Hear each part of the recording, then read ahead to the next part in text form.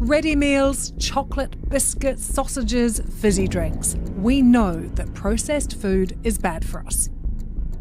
But recent research shows that in many countries around the world, the majority of calories most of us consume are from products known as ultra-processed foods. And we are going to win this battle. And 4 years from now, we're going to have most of these products off the market, or you will know about them when you go in the grocery store.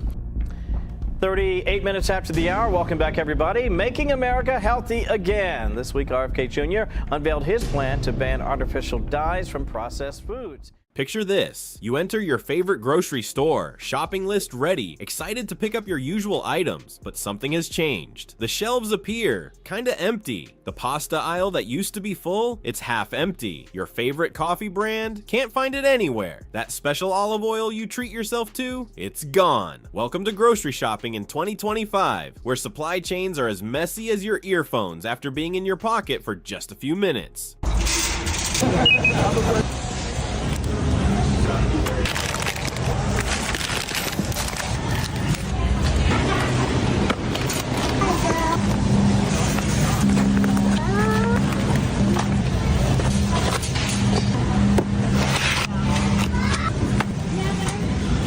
We're going through some really crazy times, with climate change causing problems for farmers everywhere, shipping costs rising a lot, labor shortages affecting all kinds of jobs, and global events creating ongoing challenges. Our food system is facing tough times like never before. It's like a big game of Jenga, and every interruption takes out another block. The wild thing, many people don't realize how fragile this entire system really is. But here's the deal, this isn't a scary situation meant to worry you. It's simply how our connected world works. A drought in one country can impact your morning coffee, a shipping delay can make your favorite snacks vanish quickly, and a labor shortage far away can leave the produce section at your local store empty. The supply chain problems we're facing aren't just short-term bumps anymore. They're becoming common now, and clever shoppers are getting used to it. While others are confused about why their grocery costs are rising and their favorite items are missing, you'll be one step ahead. Let's take a look at 10 grocery items that could become really hard to find, just like getting a parking spot at Target on a Saturday. This is your helpful guide to staying on top of things, because no one wants to be the person frantically looking for their morning coffee like it's super valuable, or spending too much on what used to be regular items. You remember when olive oil was simply that nice bottle you kept for special times? Well, those days are now done, and extra virgin olive oil, EVOO, is going to be as valuable as real gold. The Mediterranean, known for its olive oil, has been facing extreme weather that is causing olive trees to produce much less oil than usual. Spain and Italy, which make about 60% of the world's olive oil, are facing their worst harvest in many years. Production has dropped by 35% compared to last year. The olives actually cook while still on the branches before they are picked. Let's make some fresh olive oil in Greece.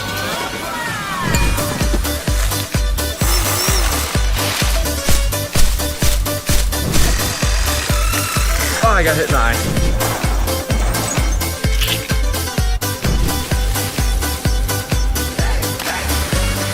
It gets really wild. Evo needs perfectly good olives. Regular olive oil can come from olives that are a bit damaged or overripe, but extra virgin olive oil requires olives that are picked at just the right moment and processed right away. When harvests are down by 35%, which type do you think is affected the most? Exactly, the top quality items that food enthusiasts really desire. The prices are really high already. Evo has gone up 45% since November, and experts think it could rise another 30% by mid-March.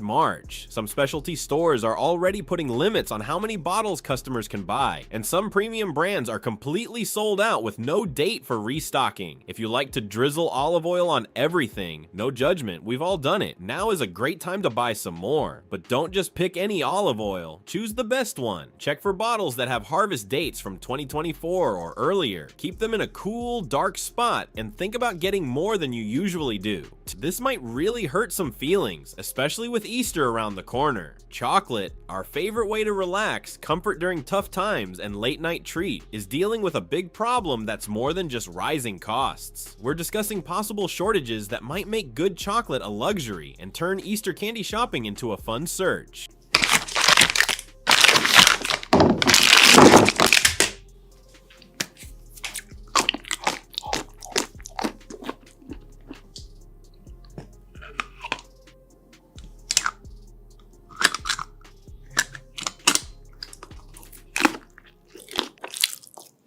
Cocoa prices have gone up a lot, rising 78% since last year, and they keep going higher. West Africa makes around 70% of the world's cocoa, and they are facing a mix of serious issues. Weather disasters, plant diseases, political problems, and not enough workers are all happening at the same time. It's like when everything that could go wrong actually goes wrong, but this time it's affecting our chocolate supply. What's really frightening is that it's not only about how much there is, but also about how good it is. The cocoa beans that reach the market are usually of lower quality because the harvests and processing are done too quickly. This means that high-quality dark chocolate, the kind with 70% cocoa or more, is getting really tough to find. Cocoa powder, important for baking and making hot chocolate, is also experiencing shortages. Easter is going to be tough for chocolate lovers. The effects are surprising. Coffee shops are having a hard time keeping chocolate drinks on their menus. Bakeries are changing their recipes to use less cocoa. Some ice cream shops are stopping the sale of chocolate-heavy flavors. Chocolate seems to be turning into the new fancy ingredient. This one could really be the biggest surprise on the list. Citrus fruits, especially the special kinds we enjoy all year, are dealing with big problems that might make them harder to find and a lot more expensive. We're not just discussing regular oranges. We're talking about all the fancy citrus that adds fun to cooking and eating.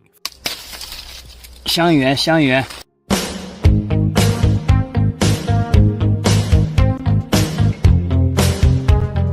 Florida, the main source of oranges in the US, has faced a lot of problems from hurricanes, citrus diseases, and other issues. The state's orange production has fallen by over 60% since just a few years back. But here's the thing, it's not only the amount that's lacking, it's also the different types. Those tasty eating oranges, the ones that are sweet and juicy and great for snacking, they're getting hard to find. Most of the oranges grown in Florida are being used for juice, so there aren't many fresh oranges available anymore. California's citrus industry is facing challenges from droughts, frost, and pests that are affecting the top quality varieties. Meyer lemons, the sweet, thin-skinned lemons that chefs really like, they're getting really tough to find. Blood oranges have beautiful red flesh and a special taste. Some specialty stores are now putting limits on how much you can buy. Grapefruits are having a tough time. The pink and red types that people really like to eat are turning into special items. Mandarins, those simple to peel citrus fruits that are great for lunchboxes and snacks, are facing supply problems that are turning them into seasonal treats instead of everyday items. It's surprising how much we depend on citrus without really noticing it. Orange juice in the morning, lemon juice for cooking and salad dressings, lime for drinks and Mexican dishes, grapefruit for a vitamin C boost, and mandarin segments for salads and snacks. These fruits are all around us in our meals. When they get pricey or hard to find, it impacts a lot more meals than you might think. This is going to be tough because coffee isn't just a drink, it's a way of life, a morning habit, and for many, it's what keeps us from being grumpy and tired. There are coffee shortages coming from different sides, and it's not only about having less coffee. The quality and variety we're used to are in real danger.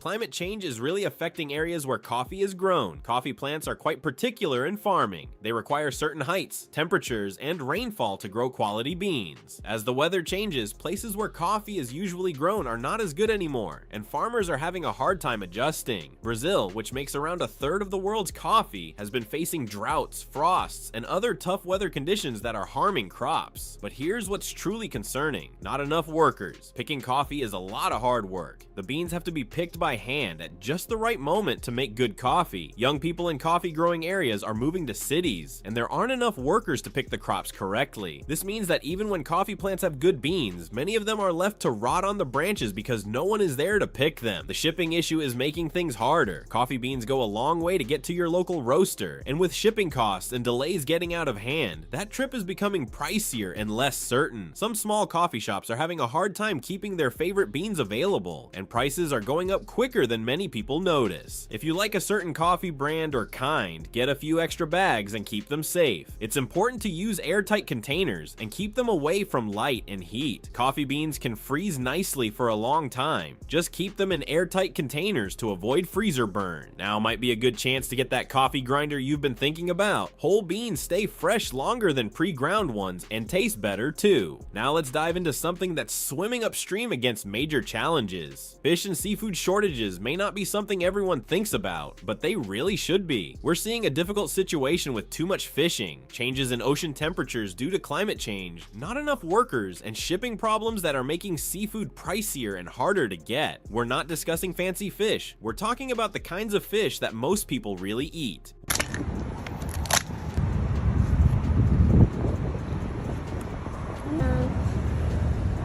Thank you. Wild-caught salmon is in trouble, and this has been happening for a long time. Salmon numbers in the Pacific Northwest are going down because of dams being built, loss of their homes, and changes in the ocean. Now there are not enough workers, making it tougher to catch and process the salmon that we do have. Fishing boats are docked in harbors since there aren't enough crew members, and processing plants are operating at lower capacity because they can't find workers. Shrimp, the most loved seafood in America, is facing big problems with its supply chain. Most shrimp eaten in the US comes from other countries, and shipping delays are causing problems. Shrimp fishing at home in the Gulf of Mexico is facing challenges from climate change and environmental problems, along with the same worker shortages that other industries are experiencing. Lobster and crab are turning into fancy foods quicker than we thought. Maine lobster fishermen are struggling with new rules, higher water temperatures influencing lobster behavior, and manpower shortages making it difficult to process harvests. Crab fishing is risky and only happens at certain times of the year. Now, changing ocean conditions are making it tougher to find and catch crabs. It's interesting to see how this impacts restaurants and grocery stores. The seafood sections are shrinking, and the fish that you can find is usually not as good or costs more. Some restaurants are taking certain seafood dishes off their menus, while others are changing to different types of fish that are easier to find. If you eat seafood often, think about getting some extra canned fish when you find good prices. Canned salmon, sardines, and tuna last a long time and offer the same health benefits as fresh fish. If you want fresh seafood, it's a good idea to chat with your local fish counter and find out when they get their deliveries. Shopping at the right time can help you get what you're looking for instead of leaving empty-handed, but the shocks continue with something that should be a stable staple.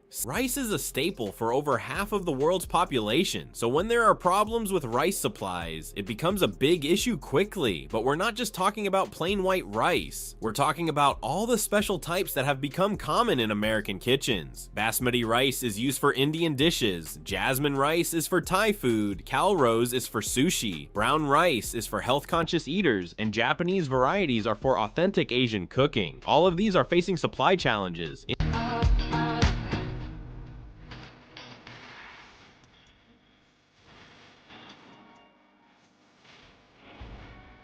India, the top exporter of rice, has been putting limits on basmati rice exports to safeguard its local supplies. This is important because basmati rice, that long, fragrant rice that makes Indian and Middle Eastern dishes so unique, is very hard to replace. You can't use regular rice and think it will taste and feel the same. Jasmine rice, mostly from Thailand, is facing problems with drought and flooding that are impacting the harvests. Thailand is facing severe weather that is causing rice production to be uncertain. When jasmine rice is hard to find, Thai restaurants and home cooks who need it for real dishes have to use lesser options. Calrose rice, grown in California and important for sushi and other Japanese foods, is dealing with water shortages that are making farmers cut back on production. California's ongoing drought is causing a reduction in water-heavy crops like rice, and calrose is one of the affected ones. Brown rice, which is just white rice with the outer layer still on, is having its own problems. Brown rice doesn't last as long as white rice, so when there are problems in the supply chain, it gets affected more. If brown rice stays in warehouses or shipping containers for a long time, it can spoil before it gets to stores. Japanese rice types important for real sushi and other Japanese meals are mostly brought in from other places and are facing shipping delays and higher prices. These special rices cost a lot, and problems with supply are making them even pricier. It's interesting that different kinds of rice can't really be swapped for each other. You can't make tasty sushi with basmati rice, and and you can't make real biryani with Calrose. When certain types are hard to find, it impacts whole cuisines and ways of cooking. If you make a lot of Asian dishes or need certain kinds of rice, think about getting a few extra bags when you see them. Rice lasts a long time if you store it in airtight containers and keep it away from moisture and bugs. Brown rice doesn't stay good as long as white rice, so don't buy too much of it, but having a few extra bags of your favorite kinds can help you a lot when they get hard to find. And talking about fresh ingredients becoming hard to find, fresh berries like strawberries, blueberries, raspberries, and blackberries are in trouble, which could lead to these tasty and healthy fruits becoming more expensive and harder to get. We're talking about a perfect storm of worldwide harvest concerns and significant manpower shortages, which is particularly harsh on berry farms.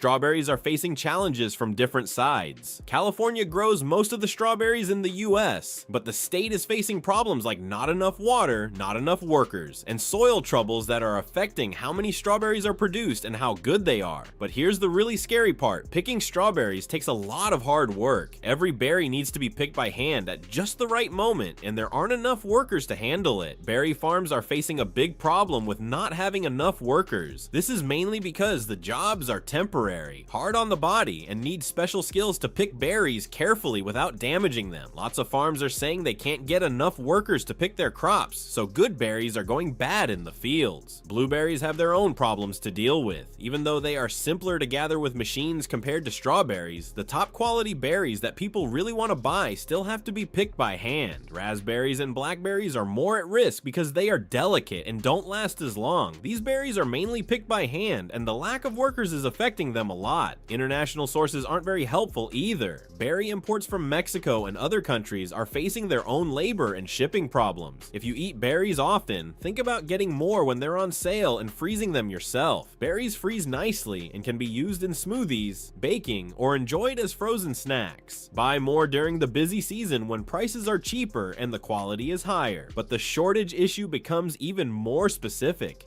Gluten-free and alternative flours have really changed the way we bake, but now these special flours are getting harder to find and much more costly. We're discussing almond flour, coconut flour, oat flour, chickpea flour, cassava flour, and even unique choices like matcha flour, all dealing with supply chain problems that are turning them into expensive items. More flour? Almond flour, important for keto and gluten-free baking, is facing challenges due to the water shortages impacting California's almond farms. Making almond flour needs many almonds, and when almonds get pricey and hard to find, the cost of almond flour goes way up. Some specialty stores are already restricting purchases or are completely out of stock on premium almond flour brands. Coconut flour, made from dried coconut meat, is experiencing shipping delays and higher costs from the tropical areas where coconuts are produced. Oat flour is simple. It's just oats that have been ground up, right? That's not true. The supply chain for oats is becoming more complex due to the rising demand for oat milk and other oat products. High-quality oats that can be used for making flour are getting pricier because oat milk companies are fighting for the same resources. Chickpea flour, known as garbanzo bean flour or besan, is important for Indian cooking and gluten-free baking. India, the top producer of chickpeas globally, is facing changing weather that is impacting how much is grown and how good it is. It's interesting that these special flours can't really be swapped for each other. Each one has special features that make it good for certain kinds of baking. When your favorite flour runs low, you can't just swap it for another and think it will work the same way. If you bake differently or have special diet needs that need certain flours, think about getting more when you see good prices. Many specialty flours stay fresh in airtight containers, and some can even be kept in the freezer for a longer time. Concentrate on the flours you use often instead of trying to buy a lot of different kinds. Now let's discuss something that really resonates with meat lovers. The meat shortage isn't only about having less meat, it's also about certain cuts getting really expensive and hard to find, making them feel like luxury items. We're discussing prime rib, ribeye steaks, beef tenderloin, pork shoulder, and chicken wings that are facing supply problems, making them tough to find and costly when you do find them.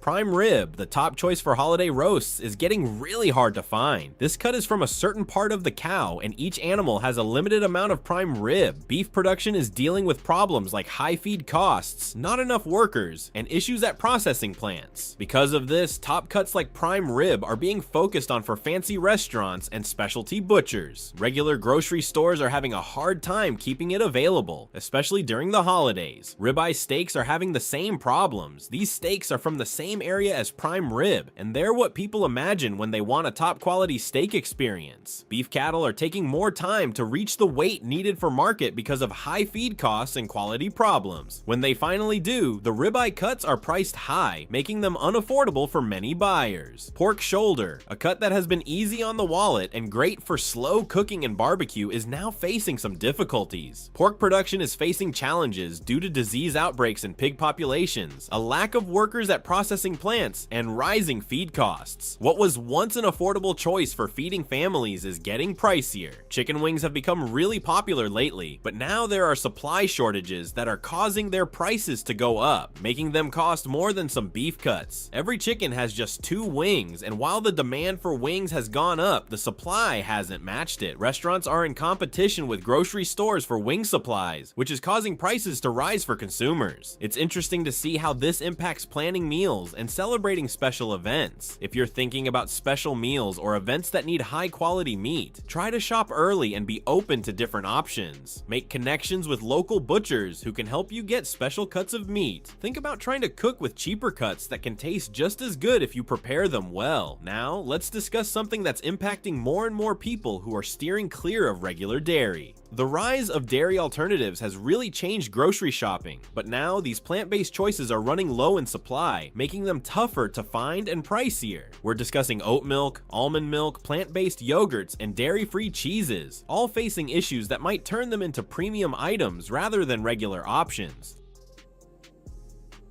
My breakfast. Easy.